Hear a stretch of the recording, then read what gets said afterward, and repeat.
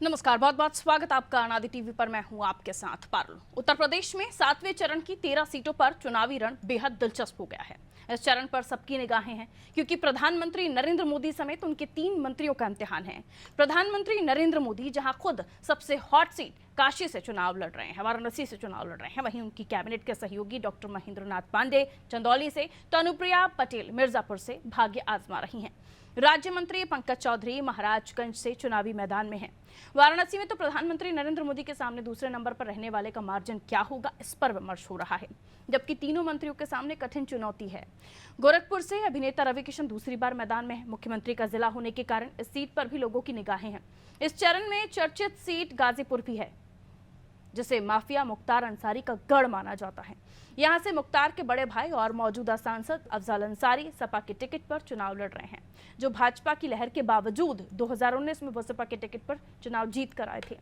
पिछले चुनाव में बलिया सीट पर भाजपा से उतरे वीरेंद्र सिंह मस्त 15,519 वोटों से जीते थे। यहां सपा से उतरे सनातन पांडे ने कड़ी टक्कर दी थी। वहीं चंदौली में डॉक्टर महेंद्र नाथ पांडे भी महज 13,000 वोटों के अंतर से जीते थे। अन्य चरणों की तरह अंतिम चरण में भी विकास के मुद्दे से अधिक जातीय समीकरणों के आधार पर चुनाव होने के आसार दिख रहे हैं। इसलिए भारतीय जनता पार्टी के सहयोगी पिछड़े चेहरे अपना दल एस की मुखिया अनुप्रिया पटेल, सुबसपा अध्यक्ष ओम प्रकाश राजभर और निषाद पार्टी के प्रमुख संजय निषाद की साख भी कसौटी पर है। सबसे बड़ी चुनौती ओम प्रकाश राजभर के सामने है, क्योंकि उनके बेटे अरविंद राजभर 2019 में भाजपा की हारी हुई घोसी सीट से मैदान में है। सपा के राजीव राय और इसी सीट पर सांसद रहे बसपा के बालकृष्ण चौहान राजभर को कड़ी टक्कर देते दिख रहे हैं। ऐसे में ये सीट जीतना एनडीए के लिए नाक का सवाल बन चुका है। पूर्वी यूपी में बलिया में भाजपा के नीरज शेखर हों या चंदौली में डॉक्टर महेंद्र नाथ पांडे, दोनों जातियों के चक्रव्यूह में फंसे हुए दिखाई दे रहे हैं। नीरज के सामने सपा के सनातन पांडे तो हैं ही, वहीं डॉक्टर महेंद्र नाथ पांडे के सामने वीरेंद्र सिंह मुश्किलें पैदा करते हुए दिख रहे हैं।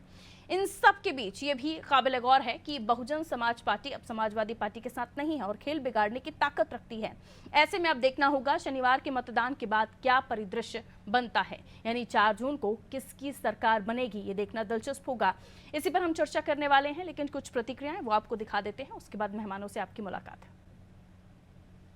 10 वर्ष के अंदर मोदी जी के नेतृत्व में देश के अंदर जो परिवर्तन हुआ है हर एक क्षेत्र में, चाहे दुनिया के अंदर भारत के सम्मान की बात हो, भारत की सुरक्षा को सुदृढ़ करने का कार्य हो, भारत के अंदर विकास के नए नए प्रतिमान स्थापित करने का हो, हाईवे, रेलवे, हाईवे में 2 लेन, 4 लेन, 6 लेन, 12 लेन के हाईवे, रेलवे में नमो वंदे भारत, अमृत भारत और नमो भारत की नई ट्रेन की मॉडर्न फैसिलिटी के साथ में, वर्ल्ड क्लास फैसिलिटी के साथ में जो सुविधाएं उपलब्ध हुई हैं, और इसलिए हम कह सकते हैं कि 4 जून को जब परिणाम आएगा, भारतीय जनता पार्टी एनडीए 400 पार के लक्ष्य को प्राप्त करेगा।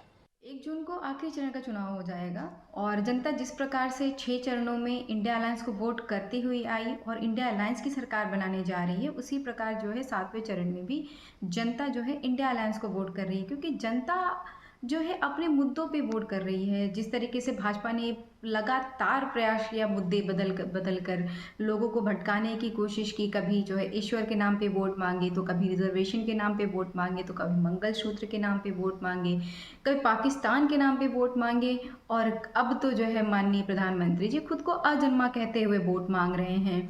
उन्होंने मुजरे जैसे शब्द का प्रयोग किया। जनता ने इन सब का जो है करारा जवाब दिया है अपने वोटों के द्वारा। सारा आकलन करने के बाद मेरा यह दावा है, किसी भी हालत में कांग्रेस, किसी भी हालत में भारतीय जनता पार्टी 176 सीट पार नहीं करने जा रही है। 176, उससे नीचे कितना जाएगी ये 4 तारीख को मालूम दावा करते हैं, लेकिन मुझे लगता है कि भारतीय जनता पार्टी 35 सीट के आसपास शायद सिमट जाए, या हो सकता है उससे भी कम आए। ये अब आखिरी का आकलन है। तो सदी का सबसे बड़ा चुनाव ऐसे कहा गया है, जिसका प्रचार प्रसार जो है वो थम गया, और कल अंतिम चरण का चुनाव है, यानी तमाम सीटों पर चुनाव हो जाएंगे, एक सीट को छोड़कर, जो कि पहले से ही निर्विरोध गुजरात की एक सीट जीती जा चुकी है बीजेपी की तरफ से। लेकिन इस 13 सीटों में और अंतिम चरण में जो नजर है वाराणसी पर भी होगी, गाजीपुर पर भी होगी और घोसी के अलावा गोरखपुर पर भी होगी और तमाम ऐसी सीटें जिन पर नजर तो होगी, लेकिन ये भी देखना दिलचस्प होगा क्योंकि इस बार कुछ सीटों पर जातिगत समीकरण खेल बिगाड़ते हुए दिख रहे हैं। बीएसपी भले ही उतनी ताकत के साथ मैदान में नहीं है, लेकिन खेल बिगाड़ने का काम जरूर कर रही है। वहीं तमाम समीकरणों को साधा है और तमाम दाव आजमाए हैं। नारद राय को भी लाया गया, लेकिन वो किन सीटों पर समीकरण बिगाड़ सकते हैं, बीजेपी के पक्ष में ला सकते हैं, तो आने वाले समय के साथ पता चलेगा। लेकिन बलिया के अलावा बहुत ज्यादा उनका कोई प्रभाव इतना बाकी सीटों पर दिख नहीं रहा है। बहरहाल मिली उन मेहमानों से ये तमाम दाव पेच और 13 सीटें उत्तर प्रदेश की। वहीं अंतिम चरण है, पूरी ताकत दिग्गजों ने झोंकी है। हमारे साथ जो मेहमान जुड़े हुए हैं उनसे आपका परिचय करा देती हूँ।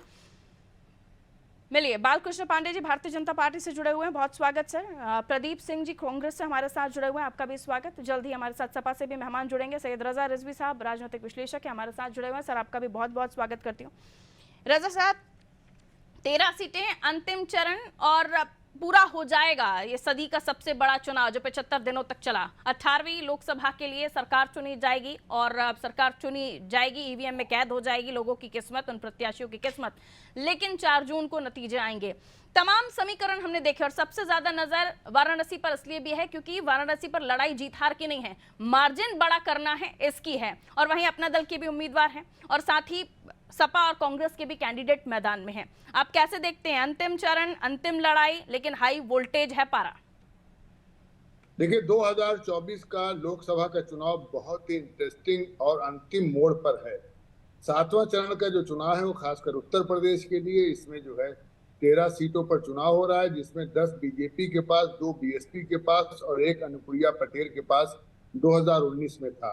घोसी बीएसपी के पास था और गाजीपुर बीएसपी के पास था और मिर्जापुर जो है वो अपना दल के पास था और सब जो है भारतीय जनता पार्टी के पास था। और बहुत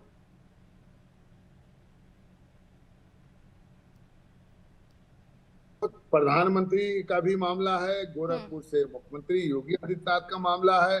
2 जो गठबंधन जुड़े हुए हैं इसमें भारतीय जनता पार्टी के साथ, एक तो सुहेलदेव पार्टी राजभर और दूसरा अपना दल, इनकी भी प्रतिष्ठा दांव पर लगी हुई है, चाहे घोसी हो और चाहे मिर्जापुर। तो बहुत ही इंटरेस्टिंग है। गठबंधन के भी 2 मुख्य जो है वो सीटें घोसी और मिर्जापुर और वाराणसी और गोरखपुर, ये बड़ा इंटरेस्टिंग चुनाव और बहुत मजा आएगा जो है कल जब वोट पड़ेगा और 5 बजे के बाद जो है लोग अपना एग्जिट पोल देंगे, देखेंगे क्या होता है। पॉलिटिक्स में और मैच में यही एक अंतर होता है कि मैच जितना सस्पेंस भरा हो उतना ही दिलचस्प होता है, उतना ही रोमांच उसमें होता है। और पॉलिटिक्स का ये जो हम चरण देख रहे हैं या ये जो हम लोकसभा चुनाव देख रहे हैं, इसके लिए भी बालकृष्ण पांडे जी आकलन किया जा रहा है कि काफी रोमांचक और दिलचस्प होने जा रहा है। इसका सीधा मतलब यही है कि एक तरफा जनता नहीं दिखाई दे रही है। और अब 13 सीटें हैं, 7वां फेस है, अंतिम चरण, अंतिम लड़ाई। और प्रधानमंत्री जी ध्यान करने, मेडिटेशन करने चले गए, जिस पर आरोप प्रत्यारोपों का दौर तो है ही।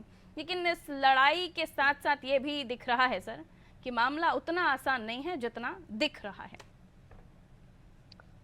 नहीं, मामला ये जो प्रायोजित कुछ सोशल मीडिया है तो विदेशी ताकतों द्वारा ये थोड़ा बहुत आपको दिख सकता है, लेकिन देश का जो जनमानस है वो खटाखट फटाफट दंगे कराने वाले, खटाखट फटाफट घोटाले करने वाले जो इस देश में जिन्होंने 60 साल तक राज किया है वो उनकी असलियत जानती है। ये देश का जनमानस सनातन संस्कृति के साथ, विकास के साथ, इंफ्रास्ट्रक्चरल डेवलपमेंट के साथ, गरीबों को दी जाने वाली जो गरीबों की जो जरूरत थी उसको पूरा करने वाले के साथ, यानी माननीय मोदी जी के साथ इस देश का जनमानस बहुत शुरू से ही खड़ा है। और जो उत्तर प्रदेश की ये 13 सीटें हैं, 13 सीटें में 9 सीटें हमारे पास थी, 2 हमारे सहयोगी दल यानी एनडीए के पास 11, 2 सीटें बसपा के पास थी। और ये दोनों सीटें जिसमें घोसी और गाजीपुर भी आप जोड़ लीजिए, 13 की 13 सीटें भारतीय जनता पार्टी जीतने जा रही है। और मोदी जी के नेतृत्व में फिर से मैं वही बात कहूंगा जो पिछली डिबेट में बात हुई थी कि भारतीय जनता पार्टी बहुत मजबूती के साथ, एनडीए बहुत मजबूती के साथ इस देश में सरकार बनाने जा रहा है, इसमें कोई संदेह नहीं है। खटाखट फटाफट से काम नहीं चलने वाला है। 2 शहजादों की जोड़ी के बारे में देश और प्रदेश का जनमानस ठीक से जानता है। न प्रदेश को दंगा चाहिए, न देश को घोटाला चाहिए। इसलिए मोदी जी के नेतृत्व में विकास के लिए इस देश का जनमानस तैयार है, उनको तीसरा कार्यकाल देने के लिए तैयार है। यहाँ आपने कहा खास तौर पर जिस सीट का जिक्र किया गाजीपुर और घोसी, गाजीपुर जहां अफजाल अंसारी चुनावी मैदान में, कहा जा रहा है कि सिंपैथी फैक्टर उनके लिए काम कर रहा है मुख्तार अंसारी वाला, और ये भी कहा जाता है उस सीट के लिए कि मुख्तार अंसारी नहीं है लेकिन उसके बावजूद भी वो मुख्तार फैक्टर यहाँ पर चल रहा है और सिंपैथी है। और पारसनाथ राय के लिए कहा जा रहा है कि वो टफ फाइट दे रहे हैं, लेकिन अफजाल अंसारी भी कोई कम नहीं दिखाई दे रहे हैं, उनके लिए भी लहर दिखाई दे रही है, सिंपैथी लहर है लेकिन दिखाई दे रही है। और वहीं घोसी की आप बात कर रहे हैं तो घोसी के लिए कहा जा रहा है राजभर साहब के लिए, अरविंद राजभर चुनावी मैदान में, उनके पुत्र, लेकिन ओम प्रकाश राजभर उनकी विश्वसनीयता पर यह सवाल उठ रहा है, शंका लोगों को हो रही है कि वो वोट देंगे उसके बाद वो पालन न बदल लें। मैं इतना बता दूं, जो आपने अभी अफजाल अंसारी जो समाजवादी पार्टी के कैंडिडेट हैं, योगी जी ने यही विषय तो कहा था कि आपके पोषित और पाले गए माफिया हैं। तो जो संपैथी है वो समाजवादी पार्टी और कांग्रेस के स्तर पे है, और वो अखिलेश यादव जी को संपैथी है, संपैथी जताने वो गए भी थे। और ये संपैथी अखिलेश यादव सैफई खानदान की नई है, नई रही है, सदैव ही माफियाओं के साथ माफियाओं के साथ इनकी दोस्ती, माफियाओं को प्रश्रय देना, और जो भी माफिया पनपे, ये समाजवादी पार्टी और कांग्रेस की इंडी गठबंधन की देन है, जिसको योगी जी की सरकार और देश में मोदी जी की सरकार ने लगाम लगाई है। तो संपैथी सिर्फ इतनी सी है कि अखिलेश यादव की सैफई खानदान की संपैथी सदैव रही है, वो बनी हुई है, उससे कोई फर्क नहीं पड़ने वाला। ठीक है, कांग्रेस से भी हमारे साथ मेहमान जुड़े हुए हैं और समाजवादी पार्टी से भी हमारे साथ मेहमान जुड़ गए हैं। बहुत स्वागत करती हूँ चंचल यादव जी आपका अनादि टीवी पर, आप जुड़ चुके हैं हमारे साथ। मैं आपके पास आऊंगी, पहले मैं कांग्रेस की तरफ चले जाऊं। पीएम मोदी ने कहा प्रदीप जी कि 4 जून के बाद भूचाल आने वाला है, देश को तोड़ने वाली तमाम पार्टियां बिखर जाएंगी, 6 महीने के बाद परिवारवादी पार्टियां, उनमें बिखराव दिखाई देगा। और उधर ही जयराम शाह साहब का भी बयान आता है कि एनडीए बिखर जाएगा। ये इसको लेकर तो आप अपनी टिप्पणी कीजिए ही, लेकिन अब यूपी के लिहाज से जो 13 सीटें हैं उसमें अजय राय साहब, ऐसा लग रहा है कि प्रधानमंत्री नरेंद्र मोदी के सामने अजय राय आपने हारने के लिए ही डमी कैंडिडेट बनाया, ऐसा है क्या? ये लगातार ये बात कही कि वहां जीत हार का मतलब नहीं है, वहां पर तो जीत का आंकड़ा बढ़ने का मतलब, ये गलतफहमी दूर हो जाएगी। 4 जून को एक गलतफहमी दूर हो जाएगी, वहां जीत हार का फैसला होने जा रहा है। और बनारस की आवाम, बनारस का 700 बुनकर परिवार जो बनारस छोड़ने पर मजबूर हुआ है, बनारस का नौजवान जो पेपर रूली का शिकार हुआ है, बनारस की वो बेटियां जो बलात्कारी भाजपा नेताओं की शिकार हुई है, तो सारे लोग, बनारस की आवाम उनको जवाब देने जा रही है। और भारतीय जनता पार्टी के लोगों के पास और देश के प्रधानमंत्री के पास इसका जवाब। मां गंगे, जिसके लिए उन्होंने कहा था कि मुझे ना मैं आया हूं ना मुझे बुलाया गया है, मुझे मां गंगे ने बुलाया है। मां गंगे का आचमन आज भी गंदा है। ये मां गंगे का आशीर्वाद नहीं, मां गंगे सवाल कर रही हैं कि बेटा मैंने तो तुम्हें देश का प्रधानमंत्री बनाया और तुमने वादा किया था, एक मंत्रालय बनाया था, वो मंत्रालय भी भारत सरकार से तुमने समाप्त कर दिया है। इसका जवाब भी देश के प्रधानमंत्री के पास नहीं। जिस तरीके पिछले चरणों में भारतीय जनता पार्टी और उनके गठबंधन का सफाया हो रहा है, इसी तरह इस चरण में भी निश्चित तौर पर आप मानिए देश का नौजवान हो, देश की महिलाएं हो, देश का किसान, देश के किसानों से आपने वायदा किया था कि उनकी आय दुगनी करेंगे। दुगनी करने का वादा करने के साथ आपने उनकी आय 27 रुपए प्रतिदिन और 74,000 रुपए कर्जा कर दिया उनके ऊपर। देश का किसान आपसे सवाल कर रहा है और आप जवाब नहीं। देश का किसान पूछ रहा है, जब देश की काले कानूनों के खिलाफ 2014 में धान और गेहूं पे आपने कितनी एमएसपी दी थी प्रदीप जी? हमारे नेताओं के ऊपर के सीने पर गाड़ी चढ़ाने वाले उस गुंडे दीजिए ना प्रदीप जी का। प्रदीप जी भारतीय जनता पार्टी के पास जवाब नहीं है। भारतीय जनता पार्टी नौजवान प्रदीप जी 2014 में धान और गेहूं पे आपने कितनी एमएसपी दी थी? सारी परीक्षा पेपर लीक हुआ। प्रदीप जी 2014 तक आपकी सरकार रही है, यूरिया की कीमत आप बताएंगे कितनी थी? आपने यूरिया की कितनी कालाबाजारी की बताएंगे? कितनी कालाबाजारी आपने यूरिया की की? आप एमएसपी बता दीजिए कितनी किसानों को दी? किया आपने क्राइम का जिक्र किया और क्राइम कम करने के, ठीक है प्रदीप जी कंटिन्यू नहीं बोलिए ना, कंटिन्यू बोलेंगे तो फिर सवाल कैसे ले पाऊंगी? ठीक है प्रदीप जी कंटिन्यू नहीं सर, कंटिन्यू नहीं, रुकिए, रुकना पड़ेगा। नहीं इतना लंबा जवाब नहीं हो पाएगा सर, बाकी मेहमान भी वेट कर रहे हैं, रुकिए। पूरे का आंकड़े मत दीजिए, थोड़ा सा क्राइम की बात कर रहे हैं और अफजाल अंसारी के साथ खड़े हुए दिखाई दे रहे हैं। बहाने आपको दिखाई दे रहे हैं। वेट कीजिए प्लीज, वेट कीजिए। चंचल यादव जी, हम वापस आ जाएं। अंतिम चरण 13 सीटें। रुक जाइए। समस्या में थोड़ी कमी हो। अरे प्रदीप जी रुक जाइए, मेरा तो जवाब बताने दो भैया। हाँ प्रदीप जी थोड़ा सा रुक जाइए। अब तो समाजवादी पार्टी के आपके सहयोगी रुकने के लिए बोल रहे हैं। मेरी ना सुनिए, आपकी ना सुनिए, उनकी तो सुनिए। पारुल जी, हाँ जी, पारुल जी, ये वो लोग सैफई खानदान पहुंच जाते हैं।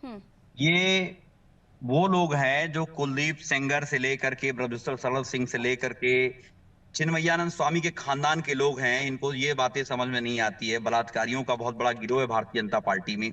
अभी आपने देखा होगा प्रज्वल रेवन्ना के साथ प्रधानमंत्री जी की फोटो आती है। अरे सुन लो भैया, पांडे जी सुन लो, मैं बोलूंगा तो बोल नहीं पाओगे। सुन लो पांडे जी, सुन लो। अरे पांडे जी तो बोलना शुरू किया, सुन लो पांडे जी। दंगा मचाने वाले उत्तर प्रदेश क्या डिबेट करा रहे हो? मछली मंडी बना रखा है क्या आपने? बारी बारी से बात कीजिए। पांडे जी मैं आपके पास आऊंगी, वापस आपके पास आऊंगी। आप पॉइंट्स नोट करके रखिए, अपनी बात बिल्कुल कहिएगा।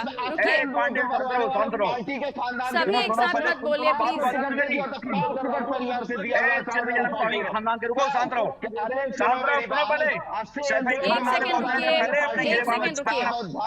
पहले एक बार शांत रहो, पहले सुनो। पहले दंगाबाजों के हाथ में नहीं जाने वाला। सियासी पारा हाई है और ये हमें टेलीविजन पर भी दिखाई दे रहा है। रुकने का नाम नहीं ले रहे हैं आप लोग। जरा म्यूट कर दीजिए सबको, म्यूट कर दीजिए जरा सबको। आप लोगों की ऑडियो ऑन एयर नहीं है तो इसलिए आप चुप हो जाइए प्लीज। आप तीनों की ऑडियो को मैंने डाउन करवा दिया है, इसलिए रुक जाइए, मत एनर्जी खराब कीजिए। प्रदीप जी लाइन पर आवाज नहीं जा रही, रुक जाइए, तीनों रुक जाइए और प्लीज अपनी बारी पर बोलिए। खिचड़ी डिबेट मत कीजिए।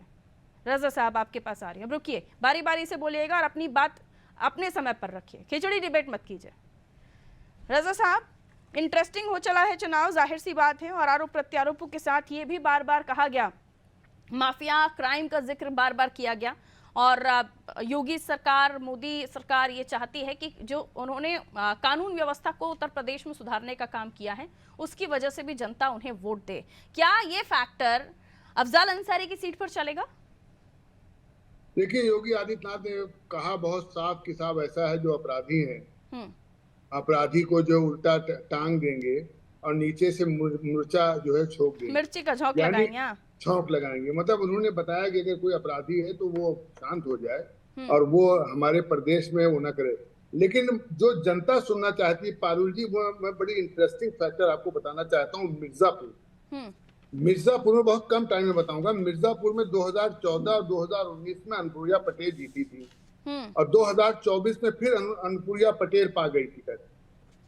लेकिन इंटरेस्टिंग फैक्टर यह है कि 2019 के 2 मेंबर ऑफ पार्लियामेंट मिर्जापुर से लड़ रहे हैं। ये बड़ी बात है कि 2 MP सिटिंग 2019 के वो मिर्जापुर से लड़ रहे हैं, क्योंकि भदोही से रमेश बिंद जो है भारतीय जनता पार्टी के मेंबर ऑफ पार्लियामेंट थे। भदोही से उनको टिकट मिला नहीं, वहां विनोद कुमार बिंद को टिकट मिल गया, तो रमेश बिंद इस्तीफा देकर के सपा में ज्वाइन कर लिया उन्होंने, और सपा ने रमेश बिंद को सपा ने मिर्जापुर से लड़ा दिया। बहुत इंटरेस्टिंग है। और दूसरे आप पटेल राजा भैया के बारे में बोलकर पछता रही हैं। हाँ, ललितेश त्रिपाठी जो है मिर्जापुर से लड़े थे कांग्रेस से, 91,500 वोट पाए थे, लेकिन मिर्जापुर से ललितेश त्रिपाठी न लड़ करके भदोही से टीएमसी से लड़ रहे हैं। मतलब देखिए क्या अतिशयोक्ति है कि जो मिर्जापुर से लड़ा था कांग्रेस से, वो भदोही में जा करके जो है वो टीएमसी से लड़ रहा है और भदोही का मेंबर ऑफ पार्लियामेंट मिर्जापुर से लड़ रहा है। एक्टर एक्ट्रेसेस के साथ हाई प्रोफाइल चेहरे भी हैं इस चुनावी मैदान में, और जो फैक्टर आप बता रहे हैं वो भी काफी इंटरेस्टिंग है।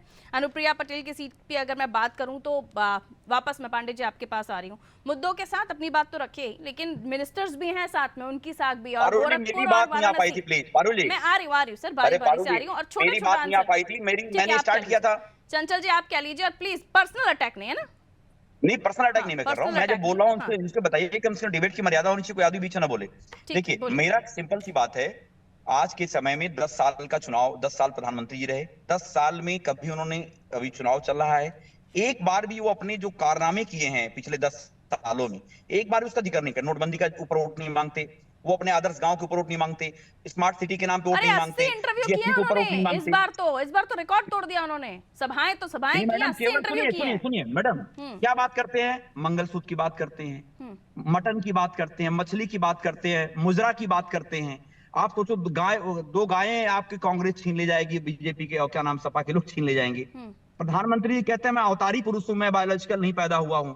अब सोचो ये बताओ, प्रधानमंत्री पद पे बैठा हुआ व्यक्ति का ये मतलब इस तरीके की बॉडी लैंग्वेज है, इस तरीके की भाषा है, तो आप इस बात से अनुमान लगा सकते हो कि प्रधानमंत्री जी हिल चुके हैं और अकबक बोलने लगे हैं। और आज जनता में, आज के समय में मैं बता दूं, अभी प्रधानमंत्री कल बयान आया था कि भ्रष्टाचारियों के ऊपर पहले जो है लोग दूरी बनाते थे, अब लोग अपने पास बैठाते हैं। प्रधानमंत्री जी खुद अपने बारे में बोल रहे हैं। ठीक है, आप सोचो कि कितने हजारों हजार करोड़ भ्रष्टाचारी एक बात बताइए, सारे के सारे भ्रष्टाचारी, एक सेकंड रुकिए प्लीज, एक सेकंड वहां चले गए। एक सेकंड रुकिए। पांडे जी एक बहुत इंपॉर्टेंट क्वेश्चन है। केजरीवाल जी पंजाब में थे। चंचल जी एक सेकंड रुकिए। पांडे जी प्लीज मेरा सवाल मुझे करने दीजिए, तू नामे की बहस से बचिए। जो दंगावादी प्रलाप आप कर रहे हैं इसको बंद कर दीजिए। ठीक है, सवाल मैं कर लूं। पांडे जी की ऑडियो डाउन कीजिए। पांडे जी ऐसे नहीं चलेगा, प्लीज थोड़ा सा ध्यान रखना पड़ेगा आपको। चंचल जी एक सेकंड प्लीज। पांडे जी क्या डेकोरम, प्लीज थोड़ा सा ध्यान रखेंगे। बताओ मछली मंडी में बैठे हैं क्या? एक बात बताइए चंचल जी, अरविंद जी पंजाब में थे, कहा 13 MP जिता दो मोदी के घर का। एक minute Pandey ji, let me please complete ना, क्वेश्चन तो पूछने दीजिए। अरविंद केजरीवाल पंजाब में थे, कहते 13 सांसदों को जिता दीजिए हमारे, हम नरेंद्र मोदी जी के घर के बाहर धरने पर बैठ जाएंगे। क्या मतलब है इसका? सरकार में नहीं आ रहे हैं? अरविंद केजरीवाल क्लियर कर चुके हैं वहां जाके, और इन मुद्दों के साथ आप सोच रहे हैं कि आप जीत जाएंगे। प्रधानमंत्री नरेंद्र मोदी ये सब बोल रहे हैं तो आप लोग जीत रहे हैं। सुन तो लीजिए, मैं जवाब हाँ, ये बताइए मुझे। निश्चित तौर से इंडिया गठबंधन सरकार है, हम लोग मुद्दे की बात कर रहे हैं, प्रधानमंत्री जी के भ्रष्टाचार की बात कर रहे हैं। आज पूरी दुनिया में 13 MP जिता दीजिए, मोदी जी के घर के बाहर धरना देंगे हमारे 13 MP। पंजाब में कह रहे हैं, वो खुद ही अपने आप को हारा हुआ बता रहे, इंडिया अलायंस को हारा हुआ बता रहे अरविंद केजरीवाल खुद। ये बताओ स्टार्टर हाउस से चंदा खाए कि नहीं खाए? मुझे इस पर बताइए ना, कैसे बयान देकर आप लोगों का मनोबल गिराते हैं क्या? ये बताओ कोरोना वैक्सीन वाली कंपनी से चंदा खाए कि नहीं खाए?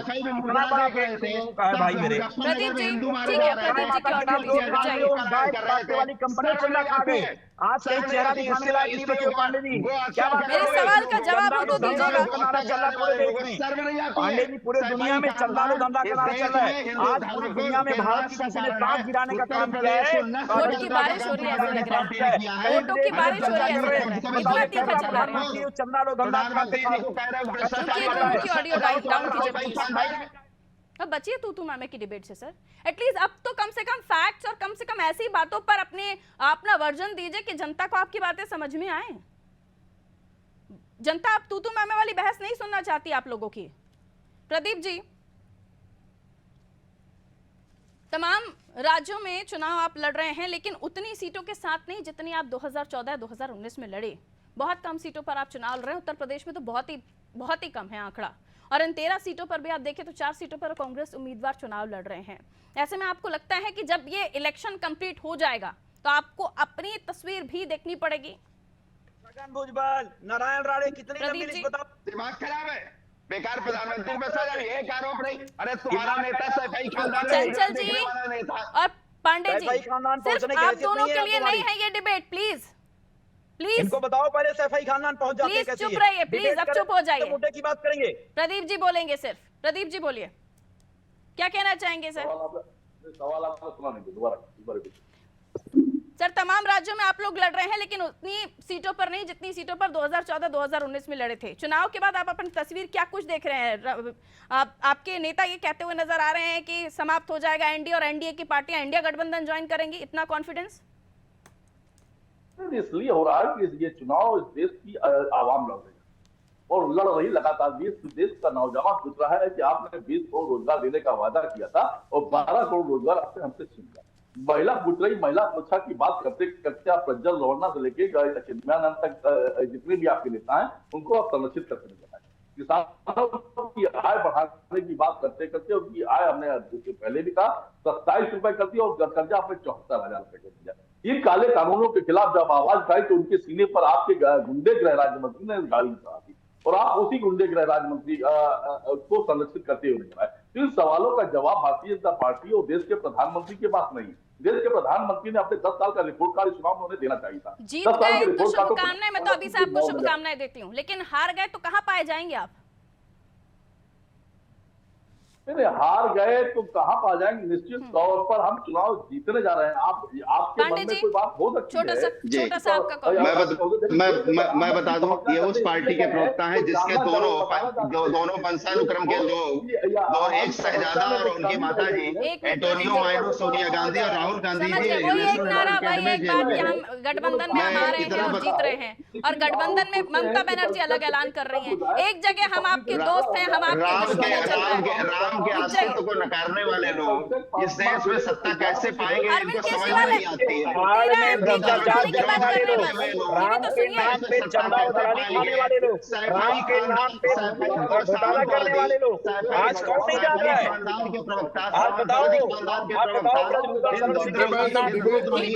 लेकिन हीटेड होने जा रहा है इस बार का अंतिम चरण भी। पूर्वांचल की 13 सीटों पर आखिर कौन होगा दमदार, ये देखना दिलचस्प होगा।